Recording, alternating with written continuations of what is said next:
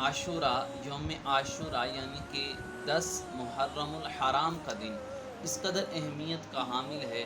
کہ اس دن کئی ایک تاریخی واقعات آئے اور حضور علیہ الصلاۃ والسلام بھی اپنی دور اقدس میں اپنی ظاہری زندگی میں اس دن کی اہمیت کے مطابق روزہ رکھتے رہے۔ حضرت عبداللہ ابن عباس رضی اللہ تعالی عنہ ارشاد فرماتے ہیں کہ میں نے کبھی کسی دن بھی جو ہے حضور علیہ الصلاۃ والسلام کو اس قدر اہتمام کے ساتھ روزہ رکھتے نہیں دیکھا جس قدر اہتمام کے ساتھ آپ صلی اللہ علیہ وسلم یوم عاشورہ کا روزہ رکھتے تھے، اور رمضان المبارک کے روزے بھی بڑے اہتمام سے رکھا کرتے تھے۔ یہ حدیث مبارکہ کا مفہوم ہے۔ اور اس طرح کے حدیث مبارکہ سے ابو قتادہ رضی اللہ تعالیٰ عنہ ارشاد فرماتے ہیں کہ مجھے امید ہے کہ یوم عاشورہ کا روزہ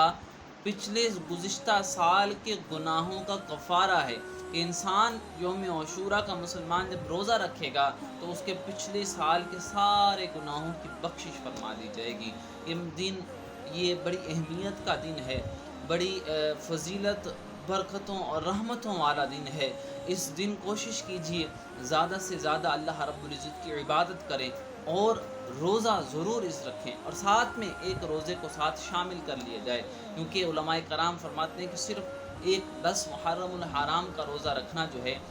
وہ مکروہ قرار دیا گیا ہے علماء کرام کی طرف سے، تو ساتھ 9 محرم کا یا پھر 11 محرم کا روزہ بھی اٹیچ کر لیا جائے، یا 9-10 کا رکھ لیا جائے یا 10 اور 11 کا روزہ رکھ لیا جائے۔ تو اس روزے کی، ان روزوں کی بڑی فضیلت ہے۔ اللہ رب العزت ہمیں ان دنوں کی اہمیت کو جانتے ہوئے روزہ رکھنے کی توفیق نصیب فرمائے۔